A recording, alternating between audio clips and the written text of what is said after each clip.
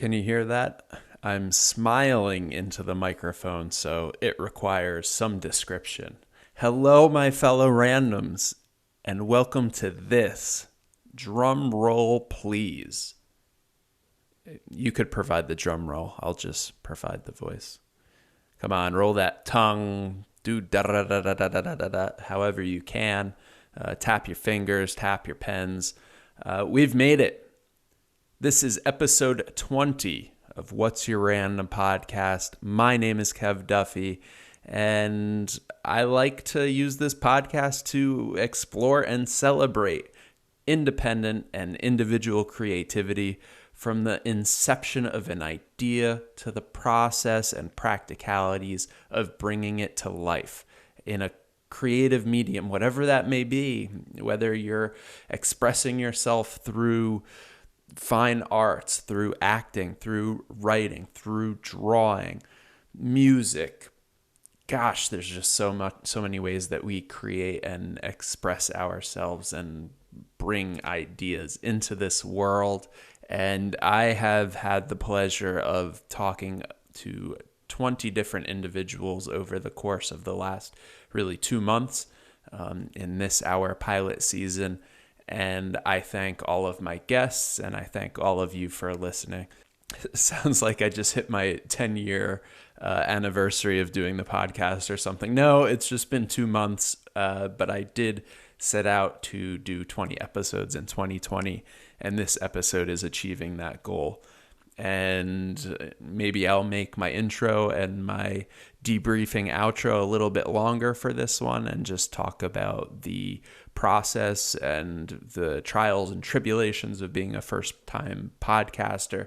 But right now, I'm just grateful to all my guests for taking a chance to spend some time with a stranger on Zoom and have conversations about their creative projects. So very many thanks to everybody who joined me, and I look forward to them joining me again and other new creatives joining me in our first full season in 2021.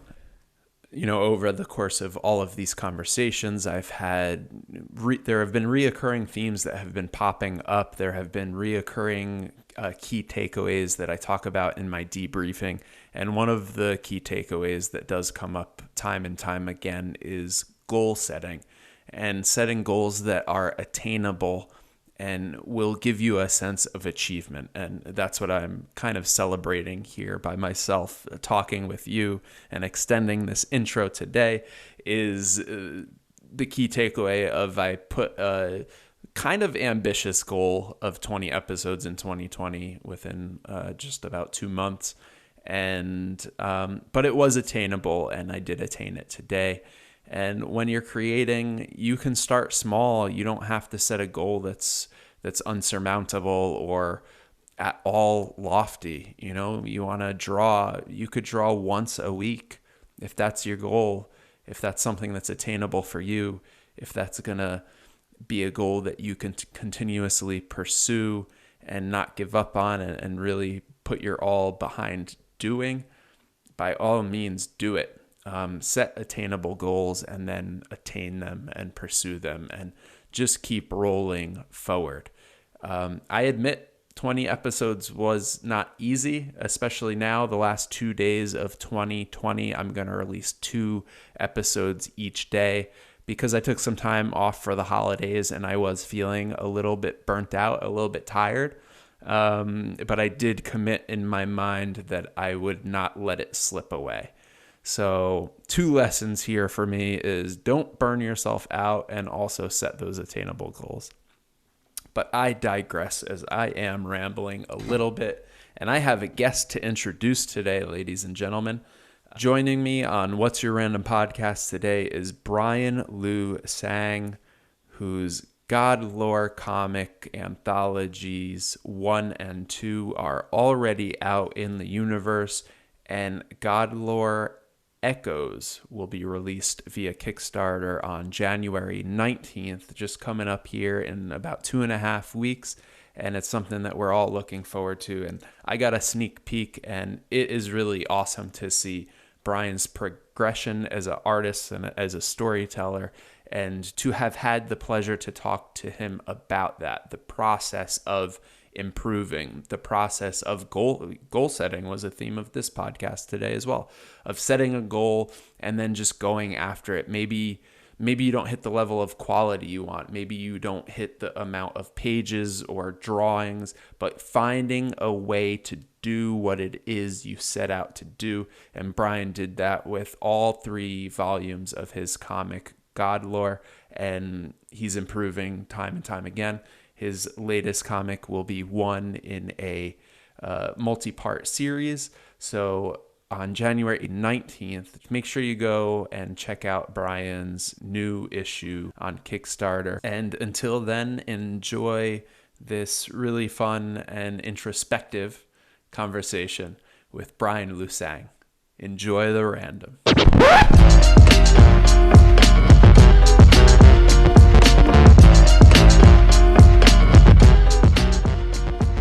Do it. Very, very good. Well, welcome to What's Your Random, Bryan Lusang. And Bryan is the creator and writer and illustrator for God's Lore. And you, if I understand correctly, you'll be launching a Kickstarter for Echoes in the coming week or so? Well, oh God, is it that close? Maybe about two and a half weeks. January 19th is the plan. That is the plan. Good. So I have everything lined up for that date. So yeah. Oh, you scared me for a second. I was like, oh my gosh, is it that? Well, you said that close. We just started interacting in December, and you said next month, and yeah, the month. No, man, it's right around the corner. Yeah, it's right around the corner. There's no 2 ways about that. It may as well be next week. Yeah. Very good. Well, welcome to What's Your Random? And I mean, you could start off by just introducing yourself and the project in any way you like. Oh man. So is this where I do like my elevator pitch? I do like the whole thing. You can stretch it out. This is. Yeah. Okay. This is a discussion, so you can make it longer than an elevator. Make it like a short train ride pitch, something like that. All right. Yeah. Perfect. Yeah. Now that we've just boarded this train, let me take you for a ride. So I was born in Jamaica. Came to the States when I was 18. Thereabout. I actually came for art school. I like to tell people I got robbed going to art school because back then, the internet was just new. We didn't have all these options that people can use now to kind of Frankenstein your learning. Which, gosh, I wish I had that then, but I didn't. So I went through that, and I just did freelance for years between actual, consistent jobs. Always had the love for comics, always had the love for illustration. And just a few years ago, it dawned on me like, I should probably do my own thing. I should probably come up with something to do on my own. And I always had a love for mythology, lore, that kind of stuff. And actually, the God Lore universe itself started in an interesting way. And, I could almost say I could credit Stephanie Meyer for me doing it because I see your face. Don't worry. I want you to build that judgment that you have building right there. No, you're building anticipation and excitement. Oh, okay, good. I thought that was one of my favorite things. Oh my gosh. One of my favorite things talking to people on this podcast is the origin story of the idea. Even in my introduction, I talk about what's the inception of the idea and then what's the process. So I didn't even have to ask the questions, just keep going. All right, good, perfect. So at the time, the Twilight series, the books had just come out, and I had never read them. But people are telling me all about this vampire lore that she's created, and she's taken it in a different direction.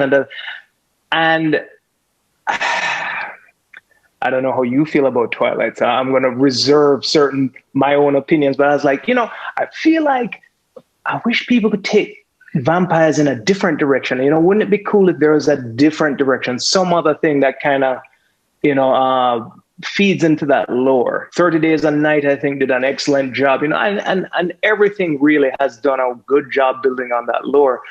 And what I came up with was this idea of what if, these monsters are actually some exiled type of mythological creature that used to be a god. So that's kind of where the idea came from, and it blew up into this whole other thing where I was trying to rewrite mythology. So it was, if in God Lore Volume 1, which is really just an anthology with one long story and other small stories to build it up, it was the idea that vampires, or what we've come to believe to be vampires, were once dragons who were exiled to walk among the human race, and their exiled form was a vampire. Now, in my mind, it was gold. I compared it to Twilight. I was like, well, it's this or glistening vampires, and I think this is pretty cool. So, I went with that. I built on that idea, and a fault of mine is that I will get carried away in this world building because it's happening in my head. I'm not jotting anything down. And in your head, in a split second, everything sounds so cool because you're not writing it down. You're just like, oh my gosh, wouldn't that be cool? Wouldn't that be cool? And after a while, I realized that I had done world creation where that wasn't the goal.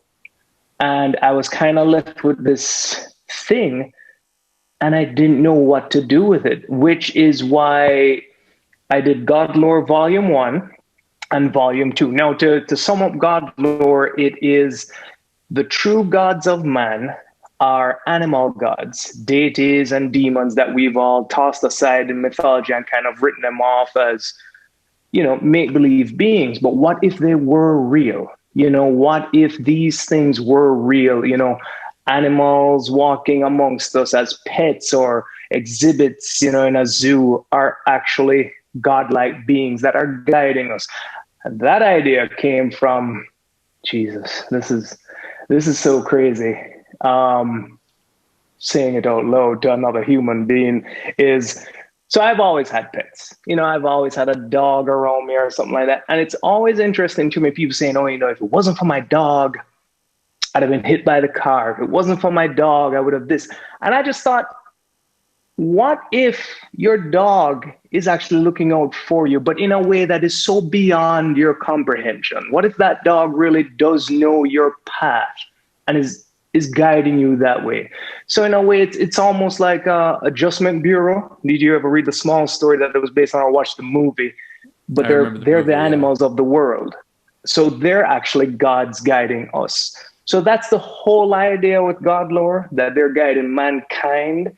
But like I said, the central stories in Volume 1 and 2, I try and touch on different things that I think are cool, and I try and build the lore or rebuild it, as it were, within that image that I have in my mind. So that's what God Lore is.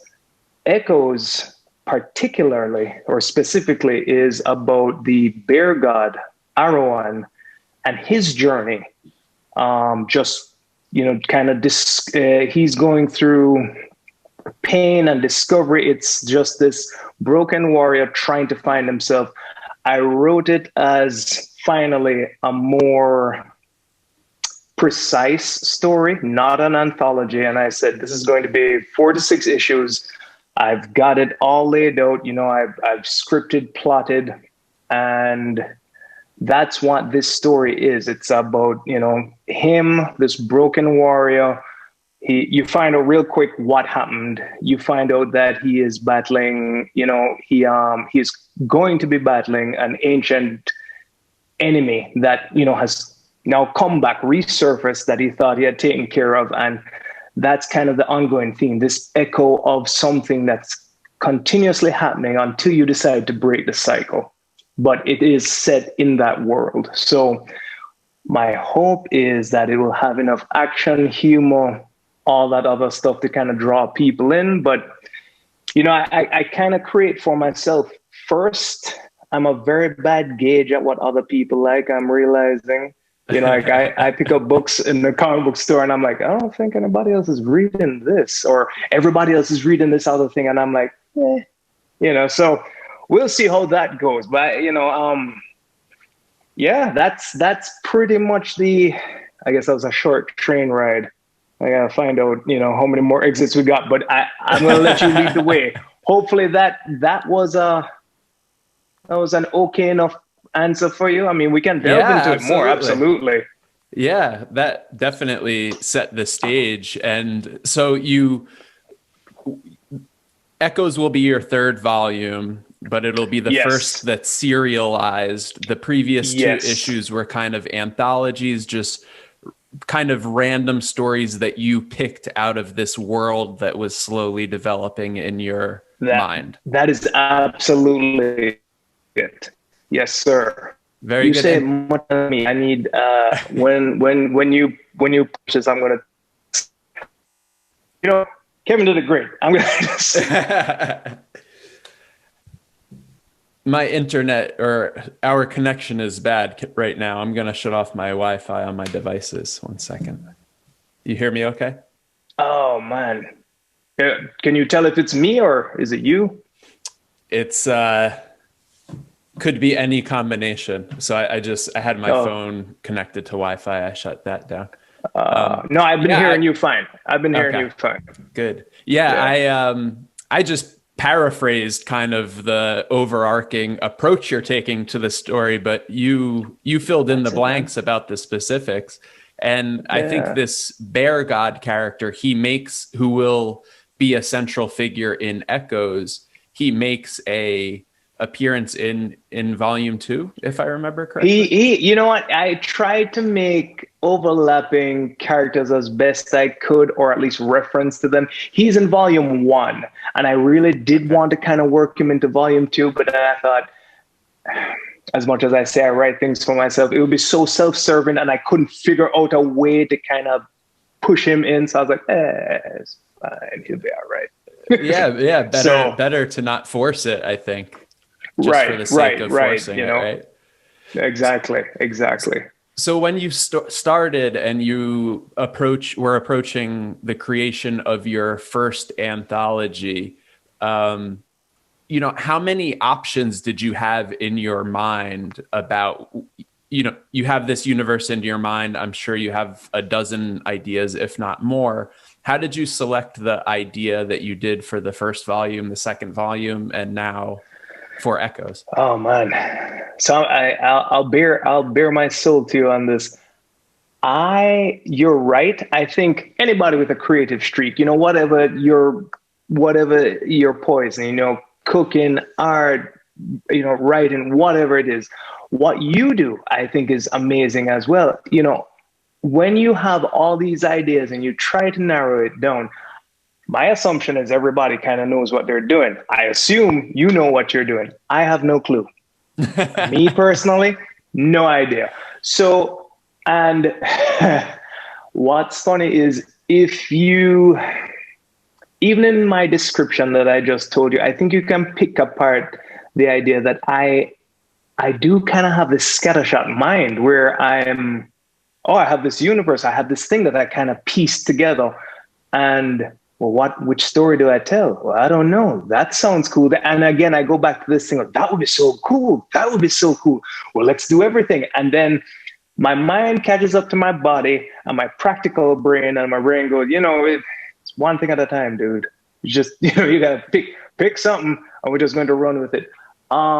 So when I decided what to do, I went back to the origin of, I wanted to tell a vampire story. It didn't have to be a modern vampire story. It just had to be a different type of story. And that was my whole goal initially.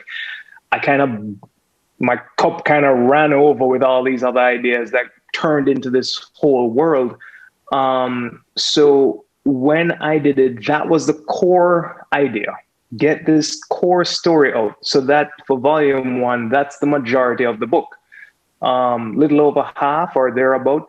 But along the way, I came up with all these other ideas, and those were the ones, I guess I kind of just shoehorned them in there to the point where I had in my impressions, I had a great story. In my mind, I had a great idea.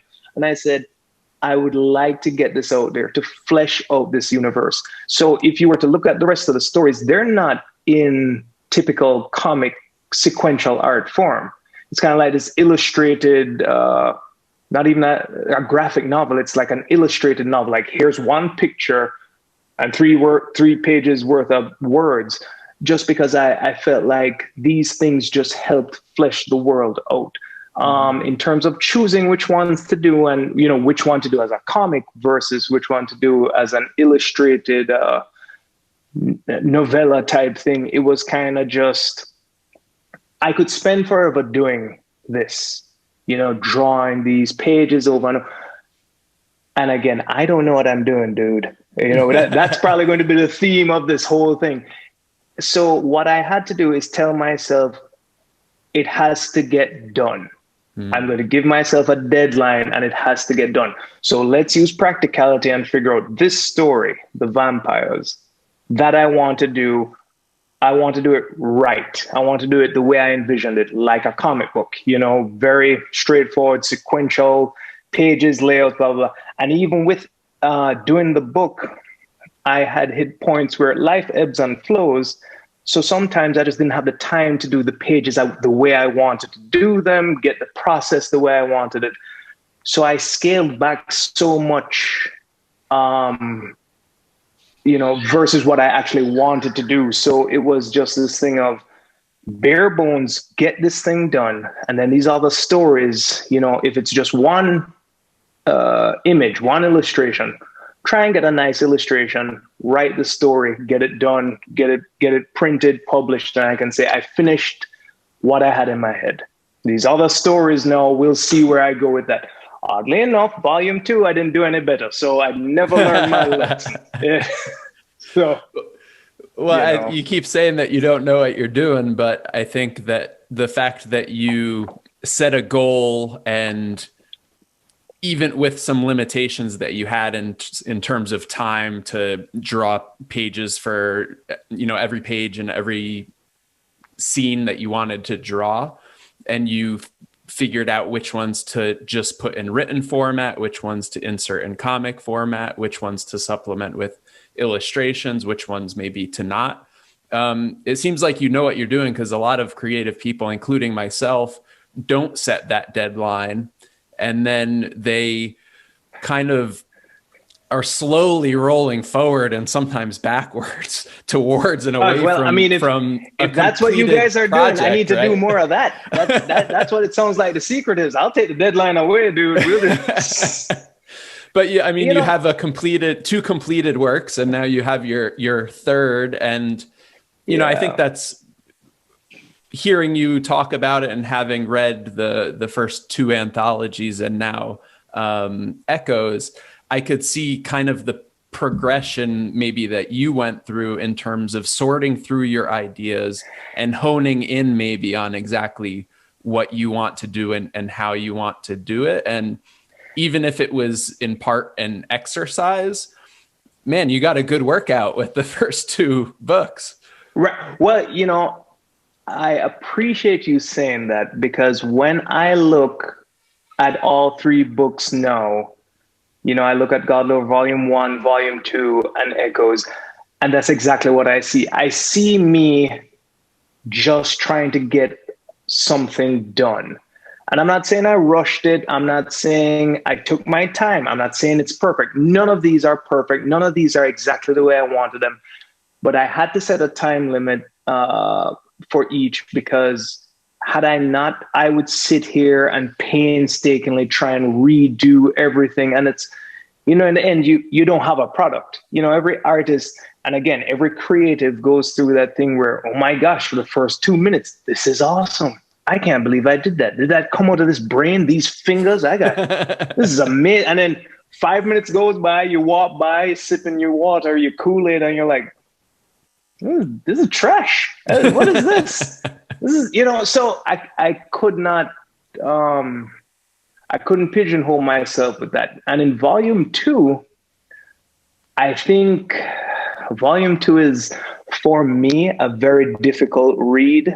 I'm very proud of it, but it's very difficult for me because can I go through some process stuff with you? Is Yeah, that okay absolutely. to Yeah. kind of, so I like ink wash. That's my thing. I love traditional. I love drawing, creating work, purely black and white, ink wash work. If I could do that all day long, that would be me. Godlore Volume 1, time told me I can't do that.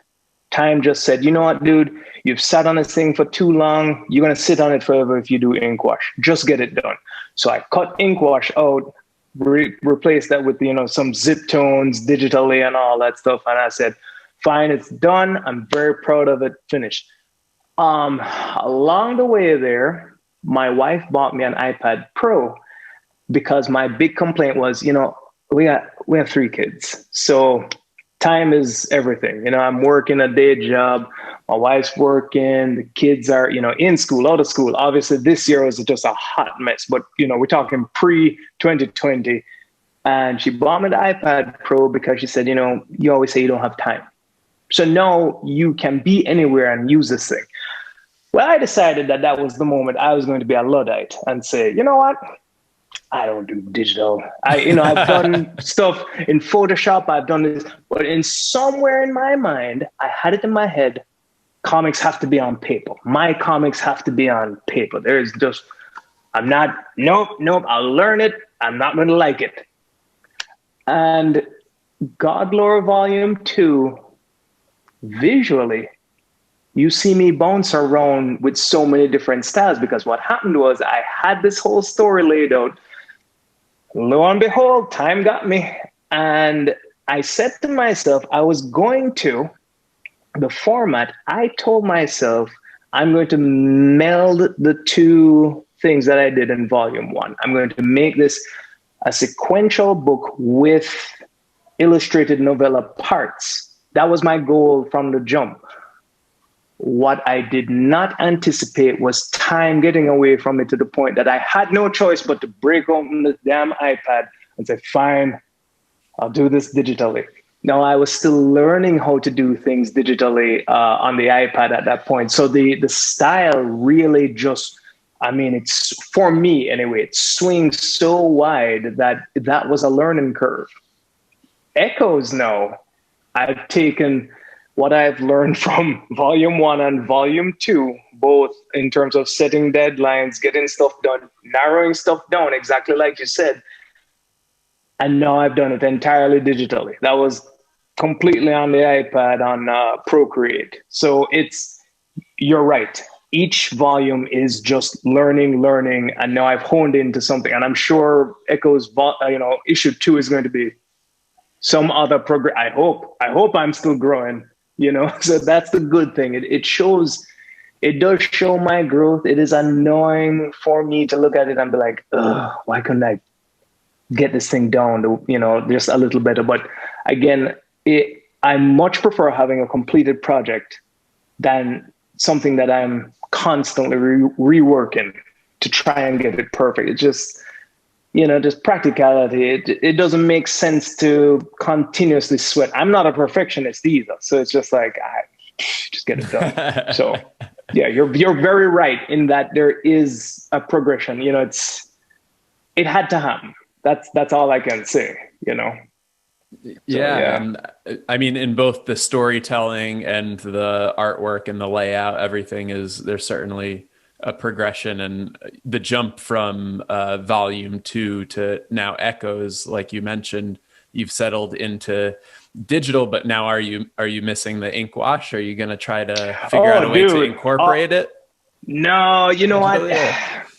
Dude, I miss it so much, but I'm thinking that's one of those things that that's one of those self-serving things where I could do it if time allowed. And, if I wanted to say, and I guess this is where I realize this wasn't weird, but this is one of those things where you sit back and think, if I was doing this professionally, I would not have the luxury of sitting here and being like, do I want to do this in ink wash or do I want to do this digitally? And I'll just sit here and mull this over for a couple months, try and figure myself out first before I, tackle whatever book it is I've been assigned. So I do miss it. I miss it a lot. And that's just in my personal works now, commissions, anything I'm doing for myself. I just said, that will be where I spend that time doing that. If I do for any of the comic books, it would be for something like a cover image. It might be something for a pinup. But other than that, no, I think I have finally found a flow that works, a flow that definitely, can be worked on, improved as I go, but it makes no sense to keep. I don't think it's fair on a reader, actually. And that's where I take a lot of the stuff I do where I say, would I buy this? Would I read this? Is this too jarring for me if I were reading it?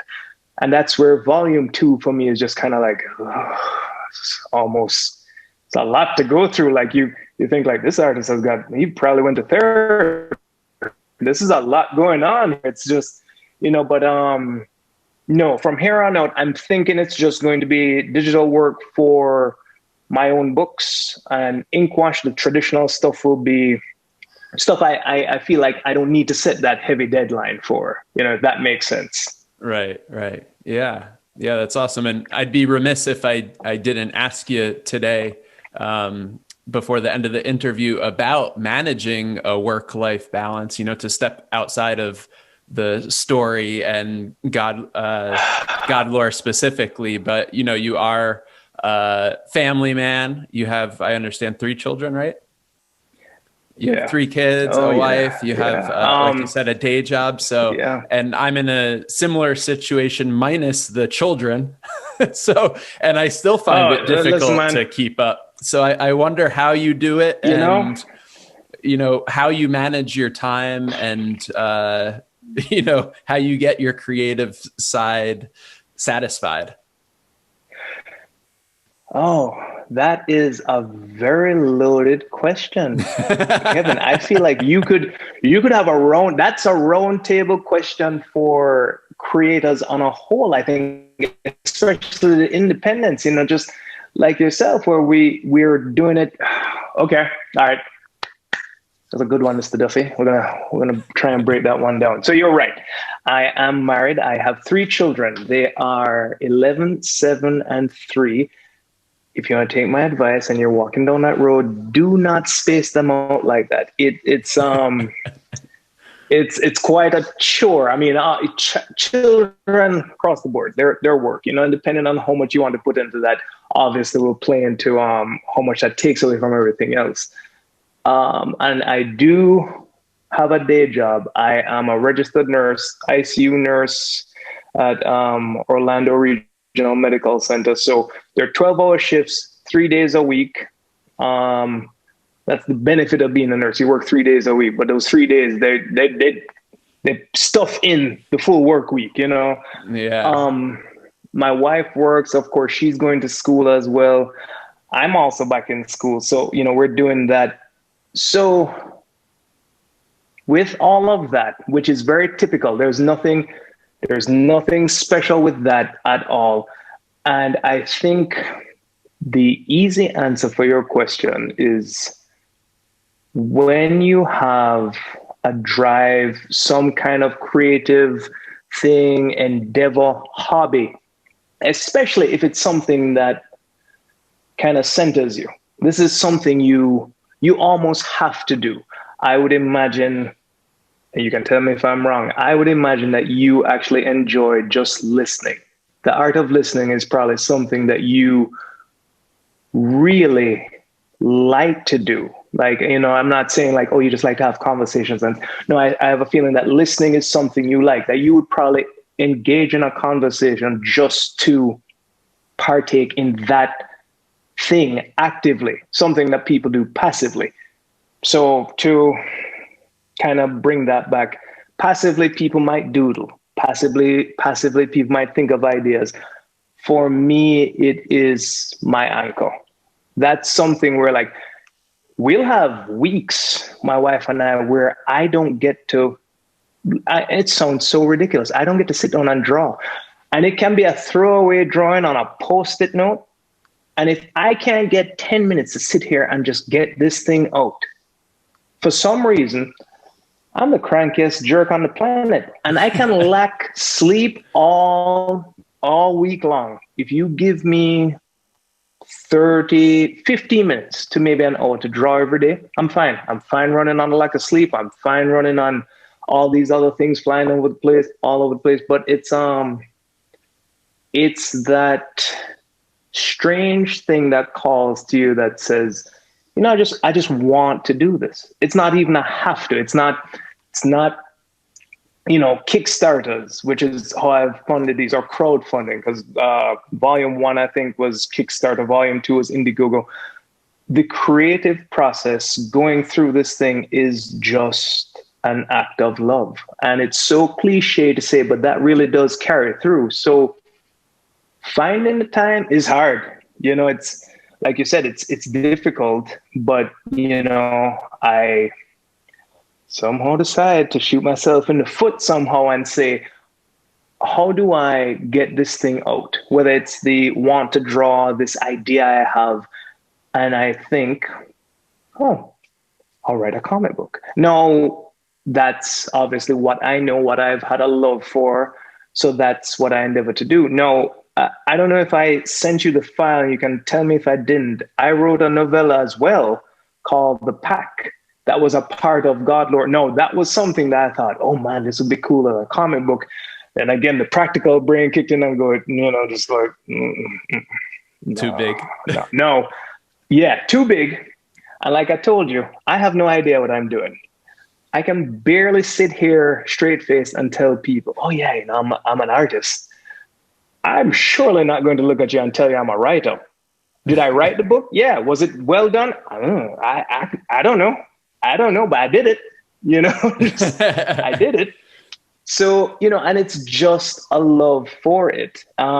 So finding time is literally, for me specifically, the kids go to bed at a certain time, and I try and just clock hours into this thing when they're asleep, when they're at school, when my wife doesn't need help, but at the same time, I do my best to be actively engaged in family time, in being a dad to the 11-year-old who's preteen and to the 7-year-old who's just like constantly on, it seems like either 2 lines of cocaine or just a jar of coffee. And then the 3-year-old who's just, being a 3-year-old. So somewhere in all of that, I kind of hold on to, I can't wait for you guys to go to bed. Just I can sit down and do something. And really, that's all it is, and I try to be practical. Again, I have the luxury of a day job that allows me to not worry. And this might be a deeper thing too. Financially, for the most part, unless you're one of these like runaway people on these crowdfunding sites, crowdfunding for indies doesn't really pay. You usually just get what you need to print and maybe a little extra money. Some people are really good at it, very good at marketing, very successful. And they create quality books, but they're also very quality books on the other end that don't get funded. And then you think of that love and time that's spent on that just kind of, you don't get to see the light of day. We're not even talking about, I guess, comic book or creative stardom, just being seen. Right. So, I have the luxury of saying I do have a job that really subsidizes this, and I try to be aware of that as well. But, even with that, you think of time and money kind of in the same way. I value time a lot more, but you think about money and you think, I can't pool thousands of dollars into marketing, a Kickstarter campaign, because I got an 11-year-old, I got a 7-year-old, I got a wife, we got lights, I got this house I got to keep, going. So it's really just, and I maybe this goes back to your first thing of setting a goal and saying, all right, practically speaking, in a 7-day period, how much time can I put to this? And now when I look at that whole picture of, creating a comic book, I'm like, all right, I got 22 pages to draw. How do I chip away at this? And then you just, honestly, dude, you just reach for shortcuts at that point. And I mean, I'm sure you do the same thing where it's just like, I've figured out my workflow. The workflow saves you half the time. You're just like, I know what to, boom, boom, boom. We got that part down, don't even worry about it. That's money. The other parts, though, it's just, that slow churn. And that's really how it is. I mean, truthfully speaking, God Lore 1 and 2, they're somewhere around 40 pages worth of work, I think, printed. Right. So it took time. It took time, but then it was time well worth it because I got it done. I got it printed and I have them to, distribute, sell, whatever it is I need to do. And again, as corny as it sounds, it's like, that's great. That's enough for me where it's just like, oh, this works, but yeah, right. And you gotta, people always remind me, and I see it when I look on Kickstarter or elsewhere at indie creatives, that you have to start somewhere. And some people, you can see, it's like it's your third project. It's going to be your best quality wise from a storytelling perspective, from a production perspective, art perspective. Yeah, I think so too. Thank you. And you started somewhere. You started with the first volume and you churned it out. And that's probably was that the hardest volume for you to do because it was the first in a way? Oh, dude, no doubt. Are you kidding me? Yeah. I mean, there is so much to overcome with doing something like that. I hate to lump all of us in, but it's like any creative, that first step, dude, that's a killer. That first step will either do you in or make the most of it. It's just like, and I watch my kids. My daughter has a skateboard and, you present her with this thing the first day and she's like, cool. I don't know if I can do it. And it's like, I know that feeling. We all know that feeling. You think to yourself, because there's fear drives so much procrastination, at least with me. And I know that somewhere in everybody, we kind of harbor that. And that's human, I believe. But it's also just one of those things where I can sit here and draw a page. Dude, if I had no fear, when I say no fear, I mean zero fear, I could probably knock stuff out in no time. But you also have this fear of whatever the fear is. I want to do my best work. I fear not doing my best work. No, it's simply how you phrase it, right? So you can rephrase your fear in a way that works for you. In my volume 1, I had enough ego to overcome the fear initially, but halfway through, there are parts of the process where you're thinking, what am I doing? Nobody's going to read this. What is this? Nobody's going to like this. You start second guessing. And I think, again, this goes back to the luxury. If I did not have the luxury to sit here and think about that, I wouldn't have. If you had come to me with a story and said, Bryan, I got a story. It's this many pages. Dude, do it. And by the way, we're launching in 5 weeks. So I'm giving you 4 because then it's going to the printer and then it's going to see press. And if you just said that to me, a lot of that would disappear. But no, it's all riding on me where it's like, this has my name on it. This is something now that people, are going to associate with me.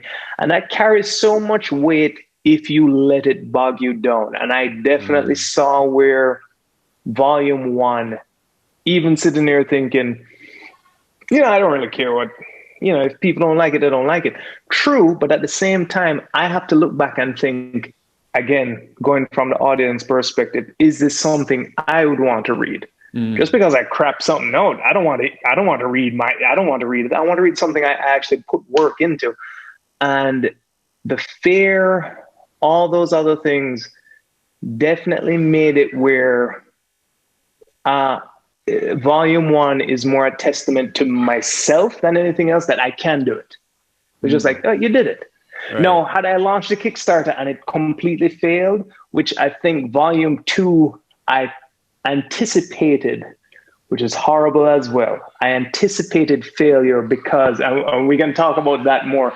I went on Indiegogo because Indiegogo does have the allowance to say whether or not you make the goal, the flexible goal, you can still fulfill.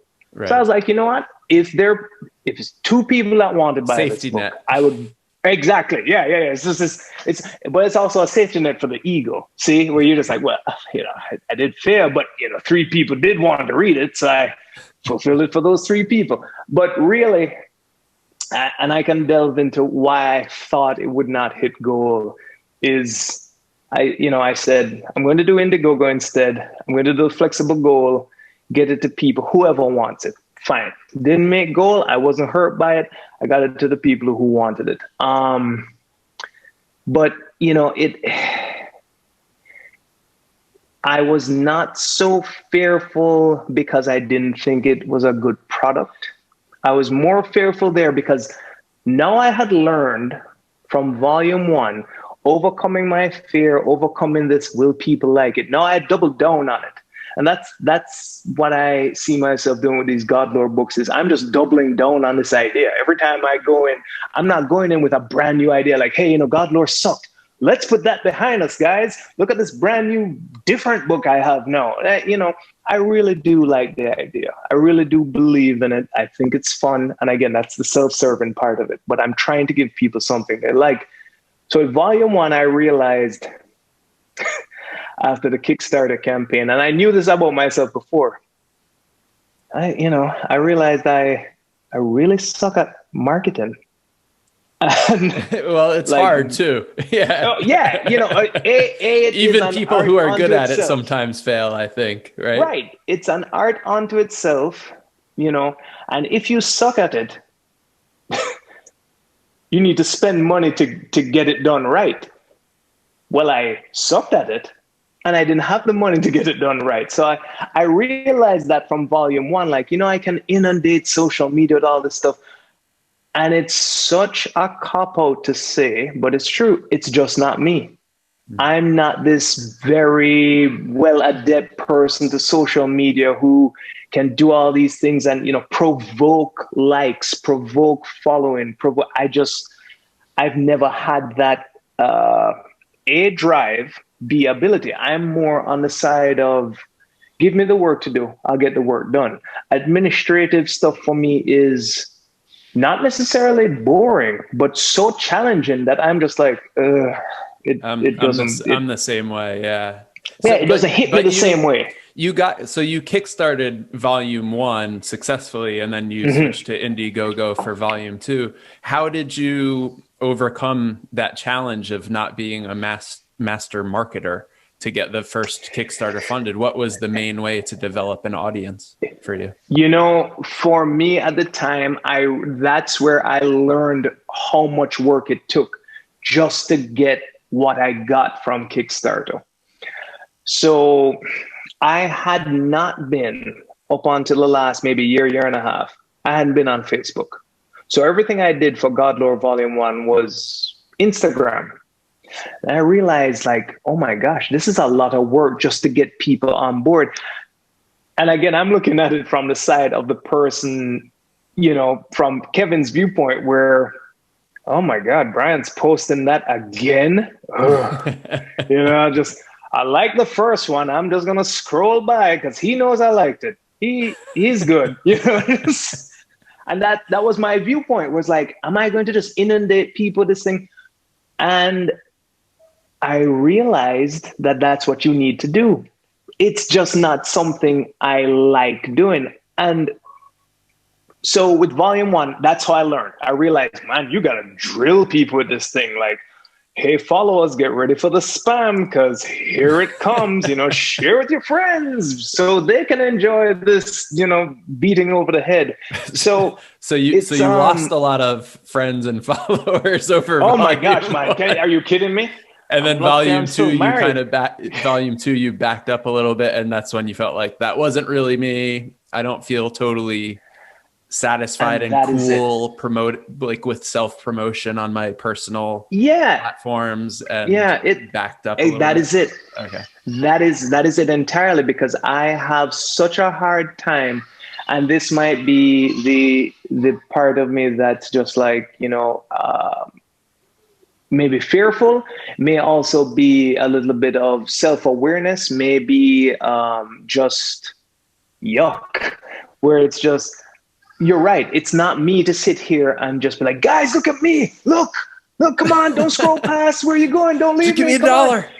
Yeah, just anything, don't leave, so there's that side of me that just think that's just not cool, but it works. And I don't have the time, willingness, or the mindset to kind of delve into that, because I've realized too that with social media marketing, that too can be work. However, I will say all of that and wipe that completely away and say your work will typically speak for itself. If your work is good enough, everybody's going to notice. There does need to be consistency. There does need to be a certain quality, that's associated with that consistency. You can grow a following. All these things that people say is very true. Now, again, I'm not adept at it. I feel like, again, coming from that Luddite perspective of I prefer traditional to the new fandangled, touchscreen. Meh. I think I do better if I meet people face to face. If I were able to talk to you, I think, again, I don't know anything. I don't know what the hell I'm doing, but I have a feeling I would do better with that than I would trying to sell you online. Like I don't, like even sitting there and figuring out hashtags for me is just like, I I gotta know. do this. Yeah, I I'm gotta, in the same I gotta boat. sit here and research this. Have you been to some Comic Cons then? To table So, or so that's the thing. I had not done it for volume one because in my mind, again, I thought I just need to buckle down and get the work done. Let me just get this book done. I did it, got it done. I love going to cons. I said to myself, that is the one thing I really needed to do. Then it became that time juggle. The kids, family, work, and artwork. and The travel creative. to a con. Yeah, I mean, No, depending on where no, you're that's going. right. The travel, the cost, all that. And for years, I simply said to myself, I just don't know the best way to get this done. So I never did it. Kevin, that's it. That was exactly where I was going to end this whole thing, is just after meeting Miguel Ramos, who was the writer for the children's book series that we've been working on, we said to ourselves, man, we really just need to go out and meet people. We just need to do cons. So then it became, all right, we're going to research these cons. We're going to find out how much it's going to cost, how far it is, how much stay is going to cost. How much, all right, we're going to do it. And 2020 was the year. And 2020 became a hell of a year. And, that's really where it landed. But honestly, that's where it took us. We're just like, we can spend tons of money in marketing, time in it, doing marketing, or let's just sit there and just meet people. And that's where we decided to go this year. And like I said, it just didn't pan out. But that is the plan. Moving forward is to do that, because clearly I'm no good at the online thing. It's tough. Yeah. So A lot of creatives I've spoken to have said, similar things, that there's so many people online, and surely there's somebody out there who would really be interested in what I'm creating or what you're creating or whoever's creating, right. But getting that specific material in front of that specific person's eyes is the challenge. And whether it's using hashtags or gaming or trying to understand the algorithms better or paying for advertising, it's it's definitely a challenge, especially if you are like you and me and you're a little bit in a way marketing inept. Yeah. I like that term. I mean, I'm supposed to steal everything from you. No, I like that. Yeah. And you're absolutely right. And it is a wonderful thing that the independent community helps itself out. Like I got your name from, I think it was Don Wynn from Yep. Pablo the Gorilla series. Love that dude, man. I actually, I'm very excited to eventually meet him one day. But I mean, like he's been really helpful with that kind of stuff, the insight into, just the groups and the help you can get and stuff like that. And it does make a difference. It makes Well, a huge difference. I it's mean, like work. You were talking about the first project and establishing a workflow, and getting that workflow, set up is difficult for the first issue, but then you start getting that groove for the second issue and the third issue. right, And those grooves get a little bit deeper and the workflow is a little bit smoother, and you worked out the inefficiencies. And communicating right. with Don and other people in these communities, what I've seen over the course of, by the way, you're my 20th guest, so I'm going to release Am I? I'm going to release the All last right. 4 episodes in the next day and a half. Oh my God. But yeah, over the course of these last 20 conversations, that's one thing that has been really driven home for me, is that yes, these in-person interactions and relationships are important, and in part that's because of how much we learn from one another, and we've been really deprived of that in 2020, among many other things. But part of this communication, one of the main things that I've gotten from the conversations is that one of the things missing now is actually just learning from each other. Right. Yeah, you're absolutely right. And, it's funny you say that, because we had down here in Central Florida, we had the Infinity Toy and Comic Con. I want to say 2, maybe 3 weeks ago. And it was so good to just be around other creatives and just sit there and talk, learn their process, learn their workflow, just learning from other people. We met people, people who were, interested in the products and this and that, but just being able to learn from these other people what they've done, what did work, what didn't work, what they're suggesting. I mean, it's a wonderful thing. And yeah, it was small, it was well controlled, and a pretty good turnout considering everything. But it's a definite plus, man. It's a big deal. I find it. What's interesting is that I find that so much easier for me, my personality, my type of approach, than going online and doing, us marketing inept people, just, trying to do that whole, like you said, the gaming of this system of just trying to just look at me, just even for a second, just look at me, versus these actual interactions. It's amazing, really. So I'm really looking forward to doing it more regularly. We've got a couple more lined up for next year. Fingers crossed that nothing gets canceled or pushed aside, but we'll see how it goes. But yeah, it definitely helps, man. All of that stuff helps, but it just depends on what you're good at. And I know, just even when I open social media, it's just like, if I open it to post something, it goes from fun to just being like, oh gosh, how do I Well, at least you have fun. I question if I have any fun even just opening it for like oh man, engaging you've in passed the material. fun stage.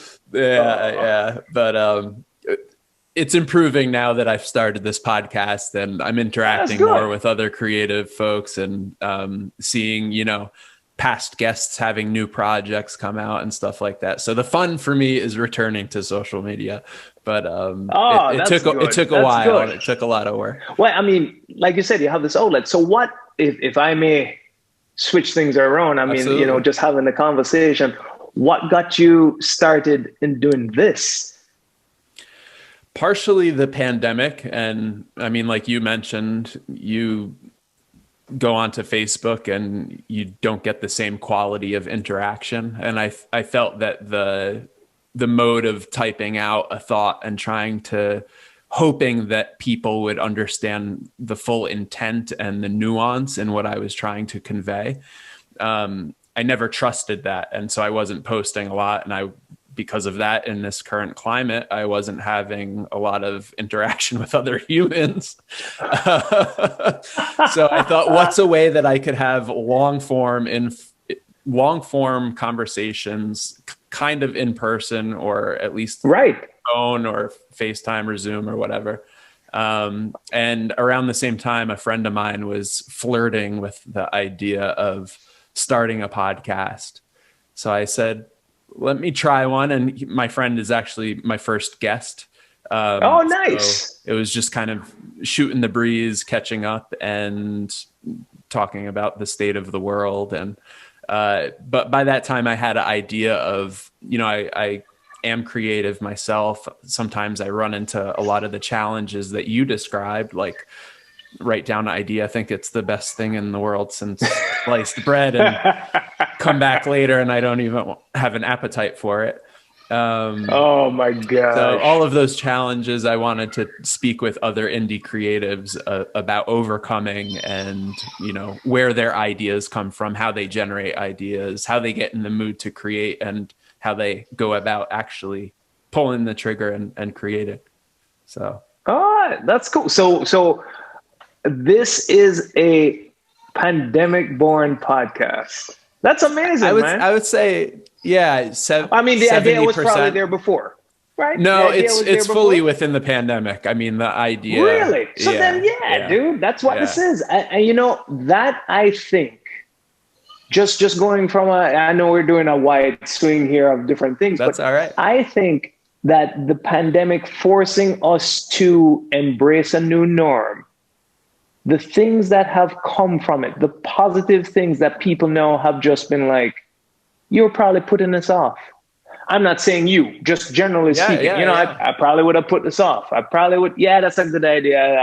I'll get to it. Not even just creativity, but I mean, self-reflection is hard, And my gosh. We're stuck in a situation where a lot of people had a lot of time to think by themselves. And, in some situations, it's probably really difficult. And of course, they say that there's mental health repercussions, and I could definitely understand why. I was lucky that I was in a position to kind of adjust myself and pivot and figure out a way that I could connect with people like this. And hopefully, you benefit from having the conversation, because I certainly have benefited from every conversation I've had so far. No, I do. I think it's great. And I think, it's so funny because I typically, if I try and pitch my comic to somebody, they ask me what it's about, or, like at the con, somebody says, what is this about? And I don't think about it. But then I got turned on to your podcast and I started listening to your episodes, and I thought to myself, this dude's going to dig a little deeper. I gotta figure some stuff out here. So I did my best to not really think about it, because I said, we're going to be organic. I knew you were going to be organic because you sound so natural. This seems just, again, I listened to you before I came on. I don't know if other people do. I assume they do. So I've listened to you, and you seem to have a really good gift of listening. And not because you're not speaking, but because when you then speak, what you're speaking on shows that you are listening. And I thought to myself, he's gonna really listen. So I gotta figure out what the hell I'm going to say to some extent before I just shoot off something like, he'll be gone in 5 minutes. He's gonna walk by and this will be over. And I thought, okay, I really need to think about this. And so, like, even remembering certain things, like, why did I do God Lord to begin with? I remember the vampire thing, and it struck me. Introspection, it struck me. I was like, yes, definitely. The Twilight series, that really played a part, and it's so weird how just like you said, the introspection, and a lot of people have that time, and you sit back and, I can't imagine how much baggage, good or bad, so many people have been able to unpack in this time Right. what people are facing. Like you said, you found a great outlet. I think this is amazing. I think, the ability that you have to say you are open to going out and face to face. I mean, we could have done this on the phone. It would have been just as difficult slash fun slash whatever for you. But to say, I'm going to put myself out there. This is my face. And we're going to do this. That's amazing. And just to think that Thank you. like you said, pandemic wise, you might have put this off. I don't know. It was there. You were thinking about it. You obviously said, I'm going to dive in and do it. So that's I think that's amazing. And I've seen a lot of stuff come out of the pandemic that a lot of people, they might blow off, because people might say, I mean, I can blow it off for myself, but like tons of people make comics. Big deal. You could say lots of people have podcasts, but they don't have yours. People don't have my comic. Right. And people are discovering so many different things about themselves in this time that I think it's really cool, man. Yeah, nice job. That's a really nice compliment. I appreciate that.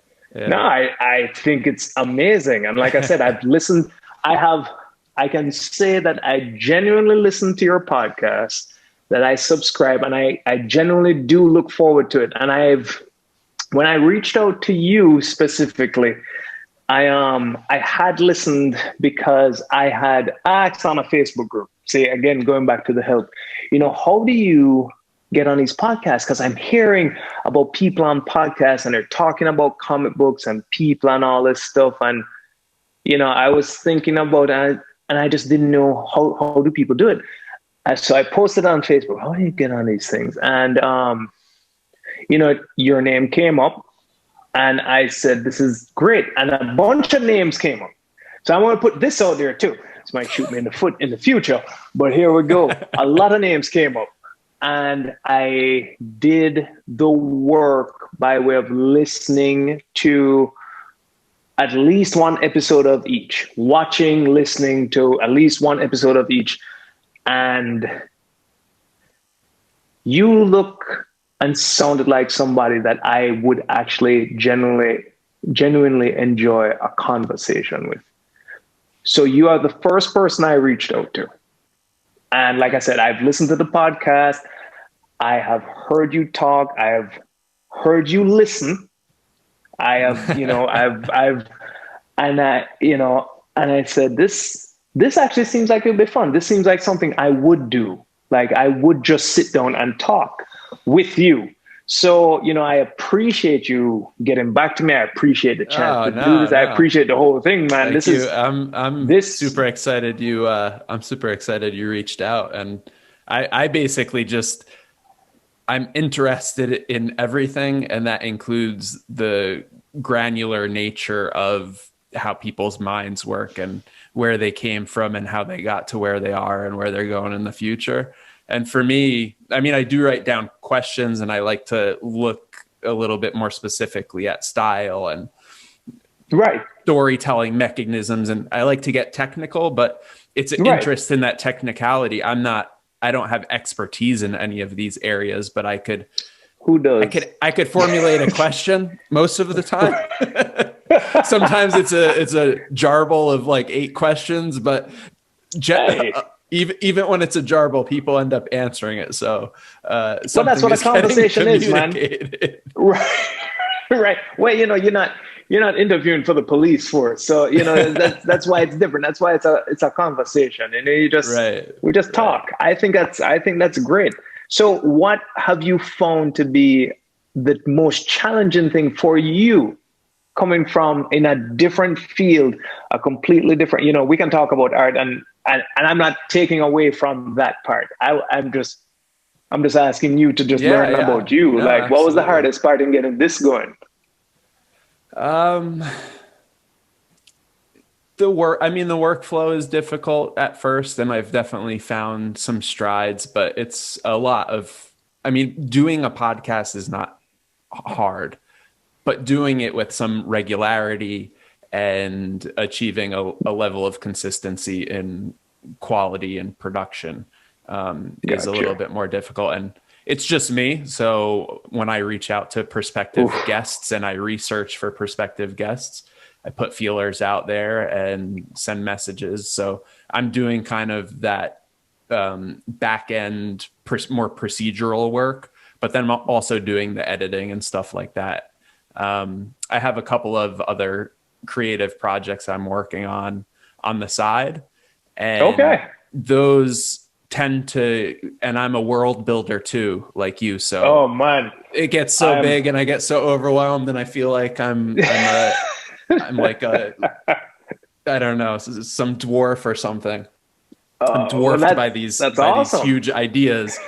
And I was always getting overwhelmed and felt like I could never achieve what I had in my mind. And so this was a project that I knew what I had to do to accomplish it. Okay. And as long as I do those things consistently, I'll be able to turn out episodes and also benefit from it, you know, by having the conversation myself emotionally and mentally and spiritually and creatively too, getting advice, like you said, connecting with people on Facebook and in real life at Comic-Cons. So you're checking several boxes. It's just doing a lot at once is challenging. So I mentioned I'm going to release 4 episodes in 2 days because I developed a backlog. I mean, they were pretty well spaced out, but around the holidays, I really needed to shut down and shut off. And I got you. Absolutely. I felt some stress because I wanted to release the episodes and because I have this goal of getting 20 in 2020. But I also realized if I burn myself out and then I come into 2021 not wanting to do the podcast, that's not a win for... What's the point? Yeah, that's not a win for me. That's not a win for any people who enjoy listening. So I decided to take those days off. Now I'm back somewhat. I wouldn't say fully energized, but I'm energized. Well, and I'll be able to put these 4 episodes out before 2020. But that's awesome, man. So thank you. So looking at you with I can't imagine the back end work. This is the easiest part. The actual interview. This is the fun part. Oh, the fun. This is definitely okay. I mean, it's easy too. Probably. But I mentioned to other guests before too. I've gotten better, but I definitely have like a little bit of anxious energy coming into these, meeting somebody face to face, albeit over Zoom, but coming into contact with another human being for the first time. And I have to lead the charge and make sure the show goes okay. And I'm on the ball asking good questions and stuff. So, you know, the first 10 or 20 minutes before I log in and meet somebody, I get a little, at first I was framing it as I'm anxious. I hate this feeling kind of thing.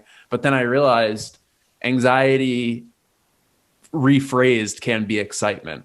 And I realized I can really just switch it to, this is something I like, reminding myself that I always have a good time. I always enjoy meeting new people. I always enjoy learning from them. I always enjoy listening to them and trying to steer my directions in ways that really satisfy, you know, have them answer me in ways that satisfy something that I didn't know before. So that's the way I try to craft myself. And I enjoy that. So there's really no need to be anxious. And I started to reframe in my mind that anxious energy as excitement. And it's gotten me really far. And you mentioned something similar earlier too. And I was going to make that comment that sometimes you need to reframe. Yes.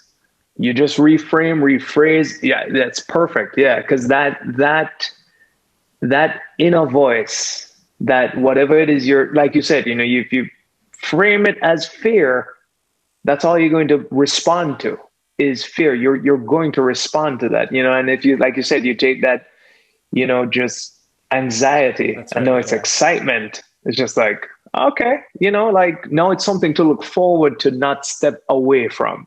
Right. So that's amazing, dude. Yeah. That's really cool. I mean, with the fear stuff, it's like things that are challenging are they make you afraid. You know, you're scared of a challenge, but think of what it's going to feel like to overcome that challenge. And Yeah. that's what I think you did.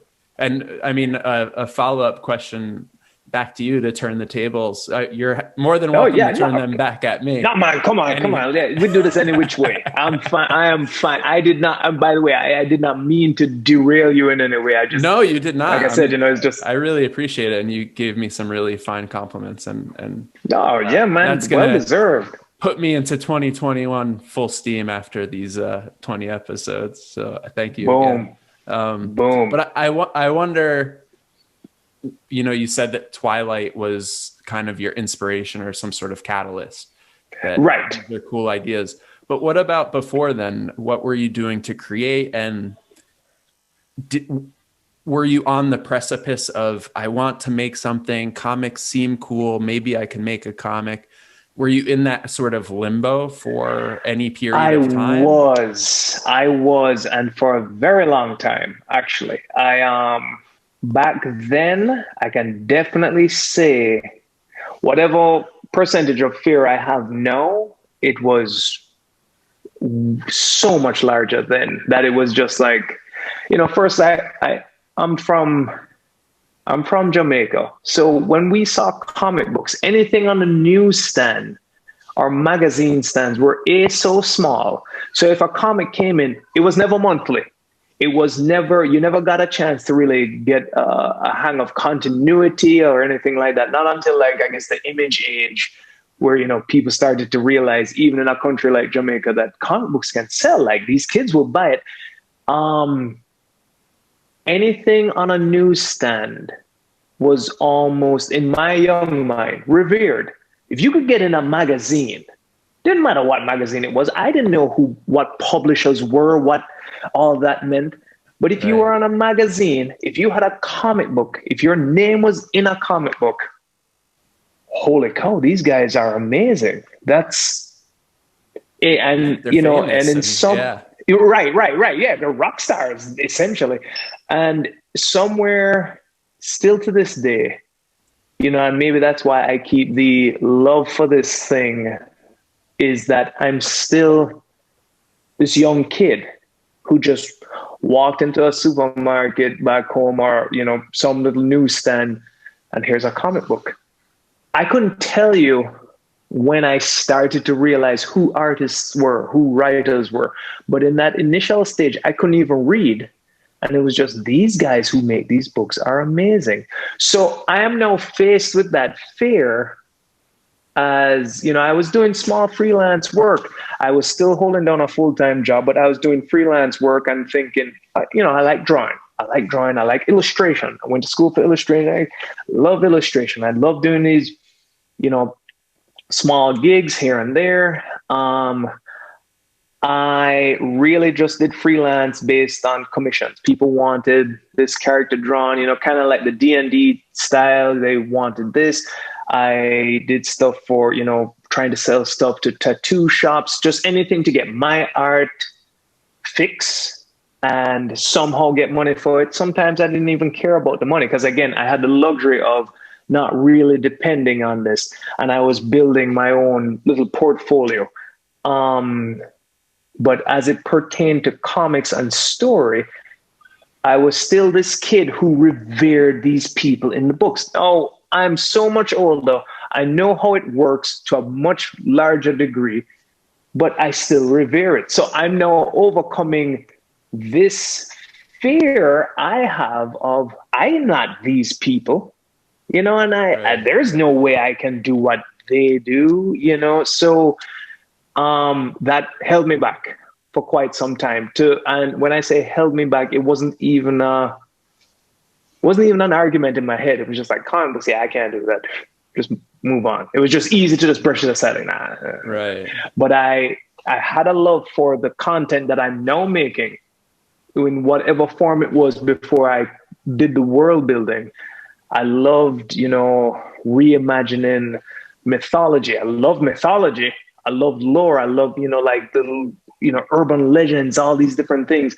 So a lot of the times for my own personal art, I kind of did touch on it. I did kind of create stuff that now has evolved into what God lore is.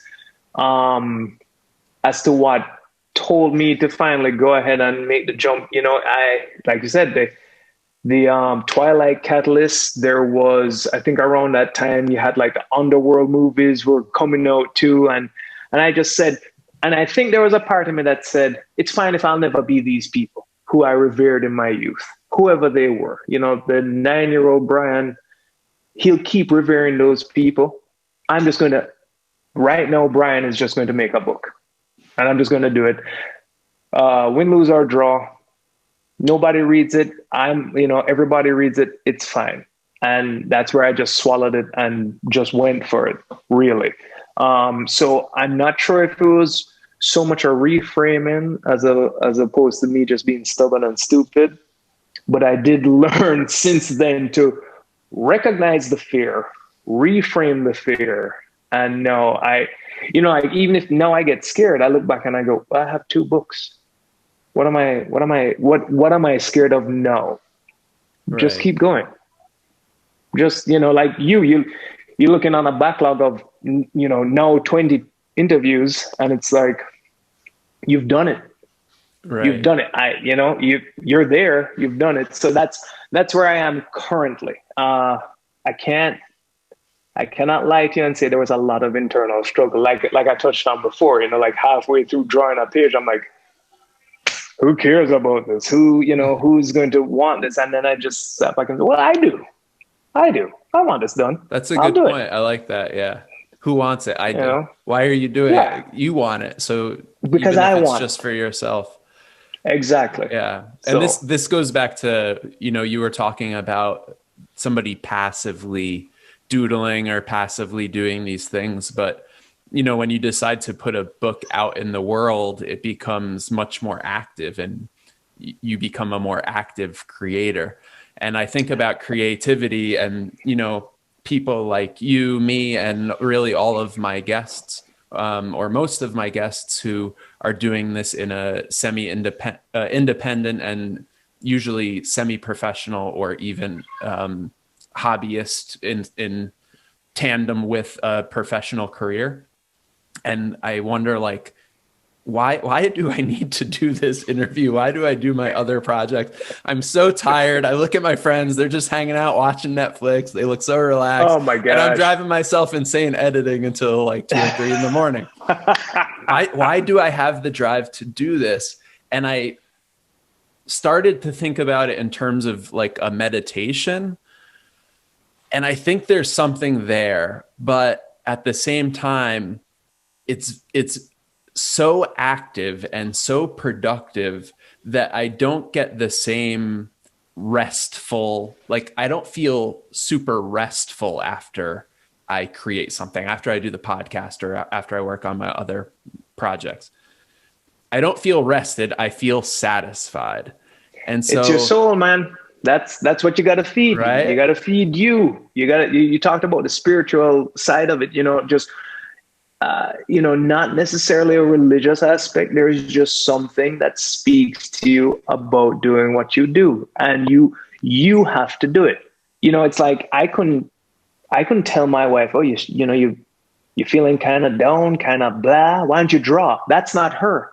Right. That doesn't speak to her soul. But to me, sometimes that's what I need. To you, this is what you need. It's not something that you can quantify, qualify. It's just you. So yeah, I know the feeling, dude. I have so much I need to catch up on half the time, but I want to spin this. Yeah, I want to spin this back to part of our earlier conversation, which was that time management, because I find sometimes I need to do my day job.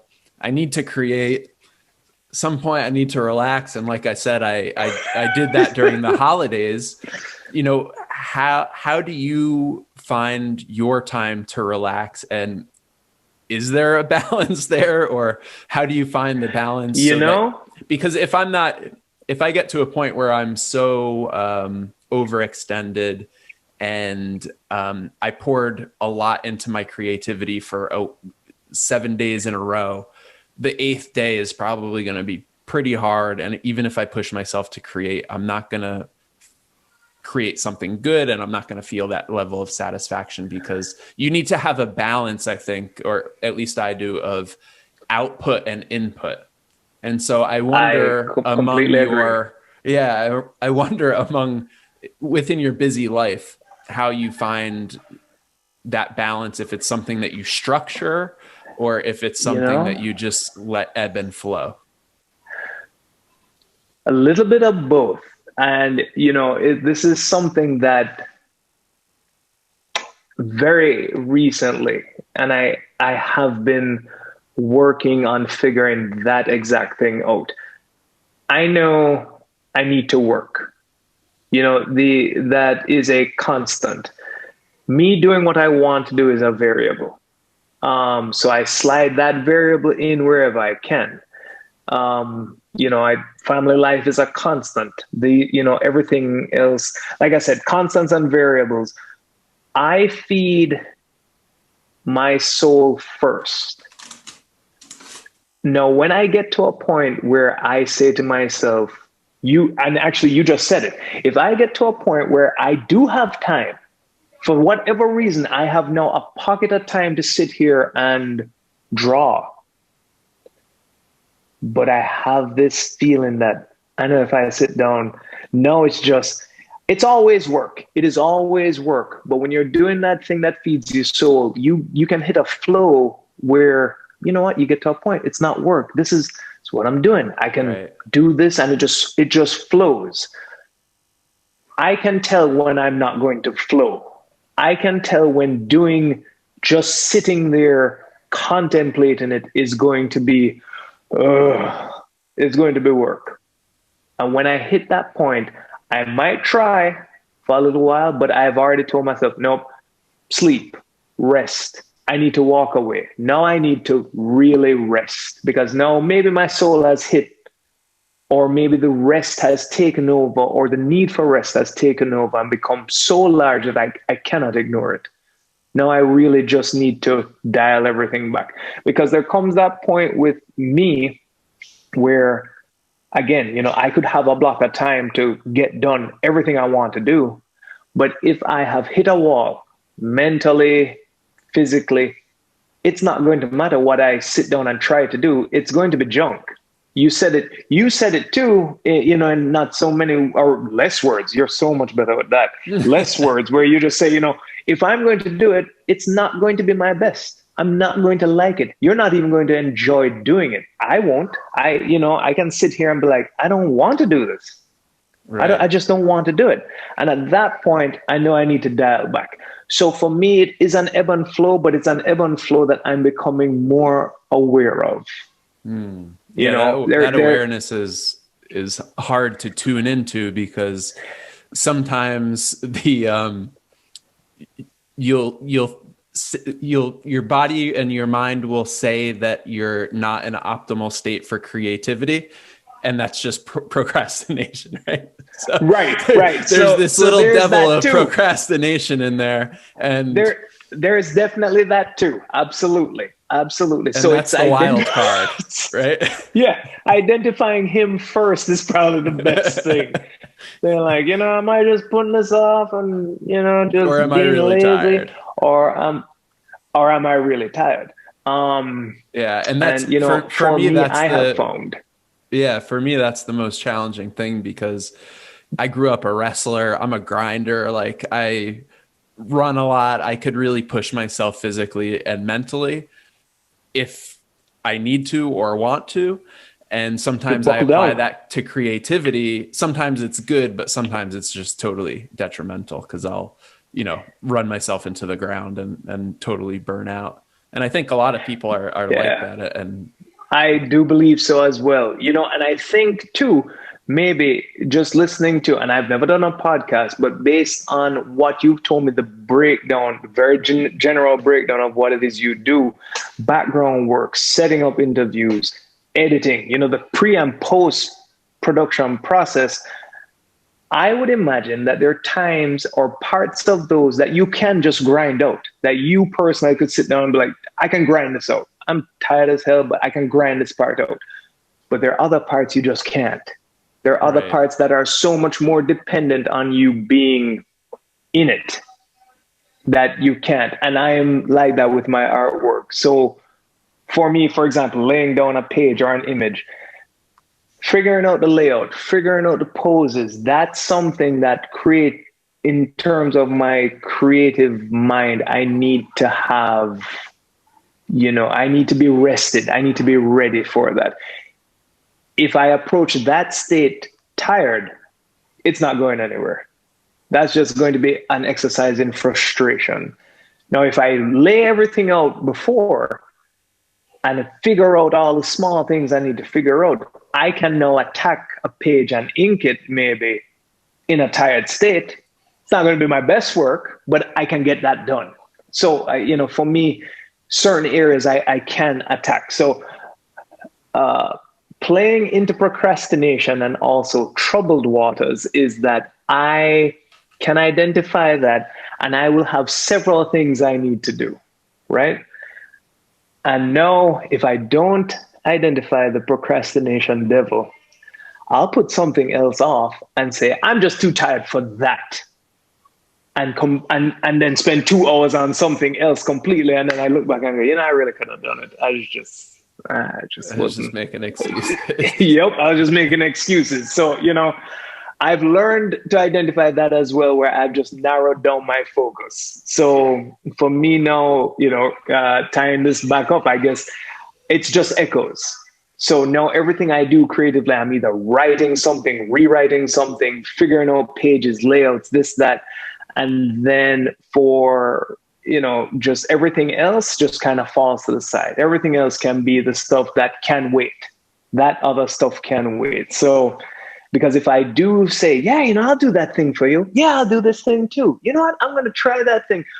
Now my desk is full with 5, 6 projects and, who knows when what will get done, because I'll be bouncing around doing everything at different times and everything will get finished in a long period of time, as opposed to me just focusing and saying most efficiently, right? Right. Exactly. So yeah, I feel you, man. That's a difficult thing, but again, it's just what feeds you. Some people it's TV. That's the thing. And I'm not necessarily a big TV person. But to be fair, I have 3 kids who fight over what to watch on TV. So I've learned to just concede. The TV is not mine.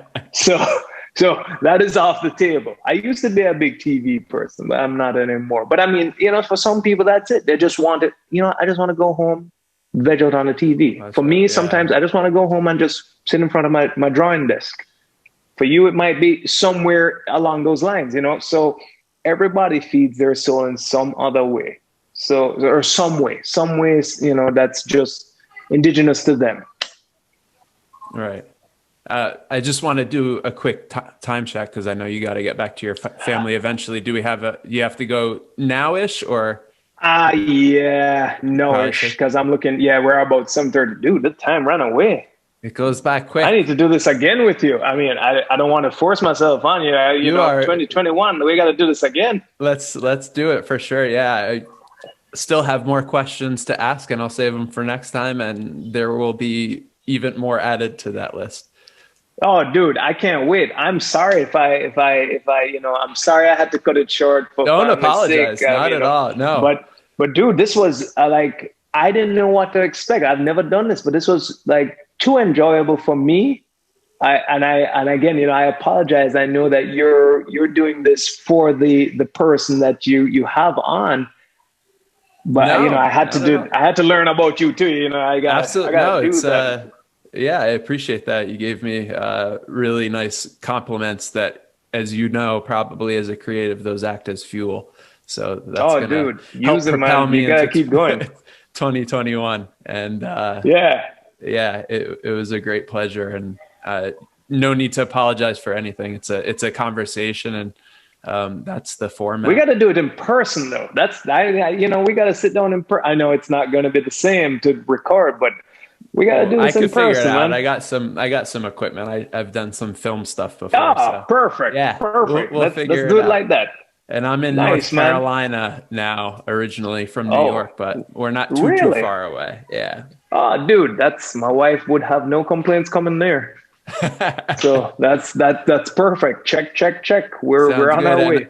And actually, Don Wynn was talking about meeting up in Charlotte for HeroCon if and when, Really? yeah, it comes back online, if that's in Yeah. 2021 or not. Yeah. So Yeah, we'll see. We'll see. That'd be great. I could do that and meet both of you guys. That'd be amazing.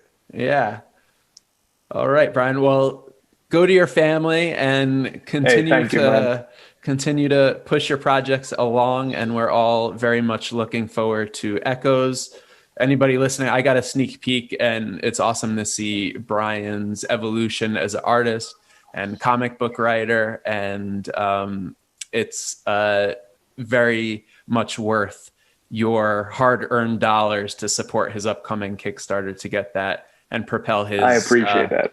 project on so that we could see the continuation of the series. So keep fighting the I good fight appreciate of the that. creative.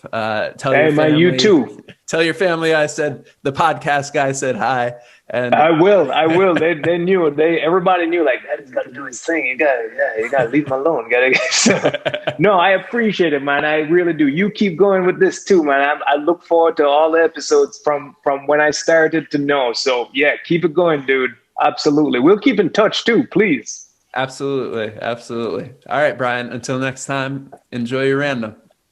All right, man. You too.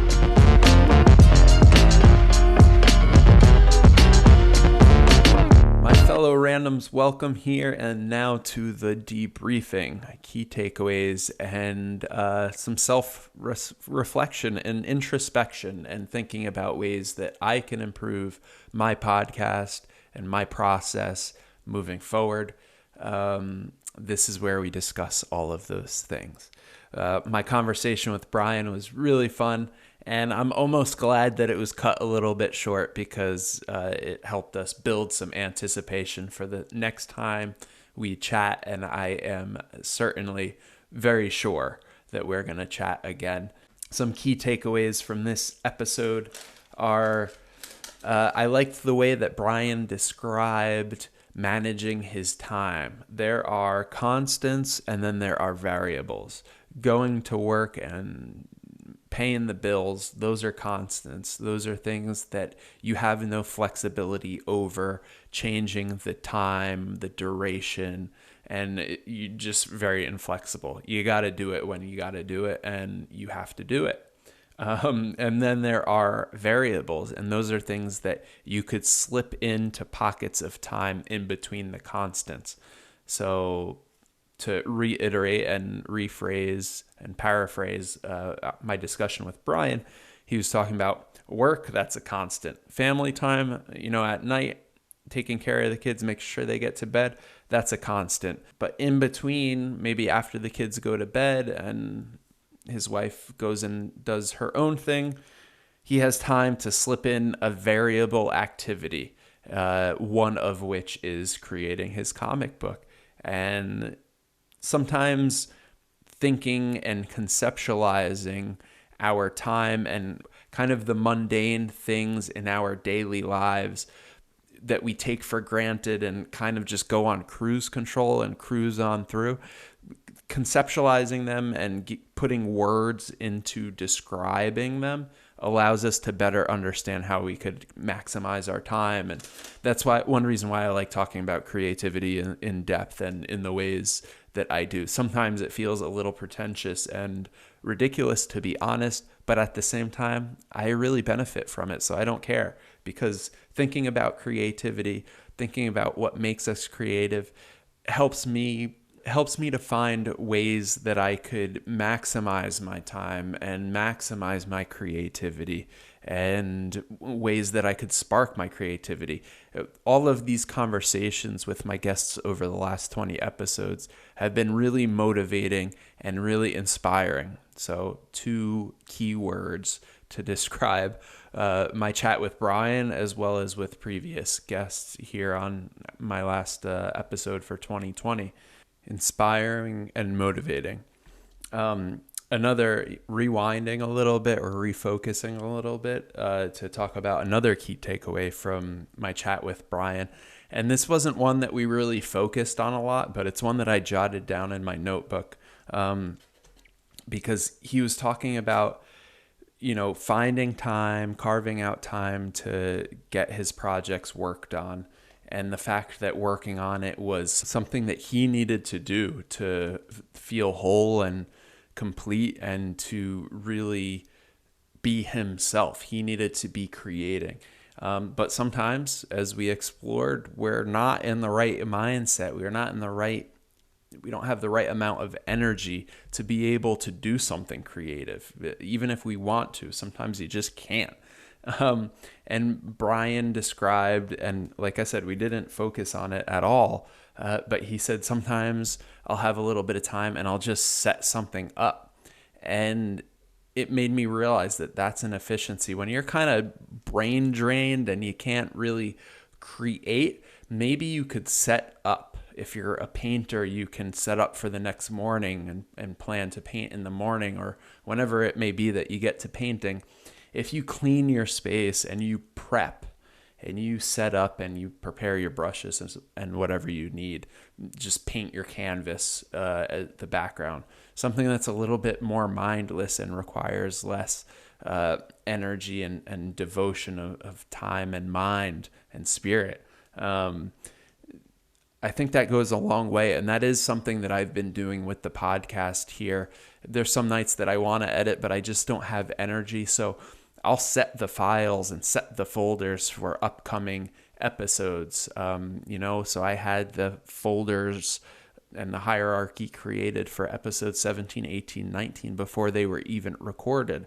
I started preparing the thumbnails for all of these episodes, and that way when the time came and I had more creative energy, I didn't have to do those procedural things because the procedural me had done them in days long gone, and I could just focus on the matter at hand and what I wanted to do in that moment, which was to edit, because all of the less interesting, less fun stuff was done by me when I was brain drained, as I said. So again, that wasn't something that Bryan really emphasized, but it jumped out at me, and I wanted to explore that before I hung up with him, but we just didn't have the time. And I look forward to having the time next time.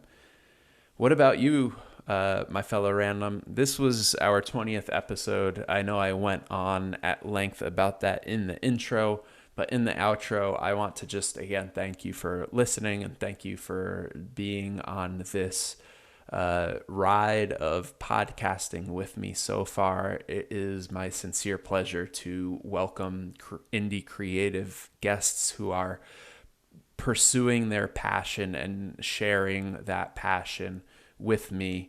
I hope that you are as inspired and motivated by their passion as I am. And hey, we are looking to a new year in 2021. 2020 has been very challenging in very different ways for everybody. I wish you health, happiness, and good fortune and great creativity in 2021.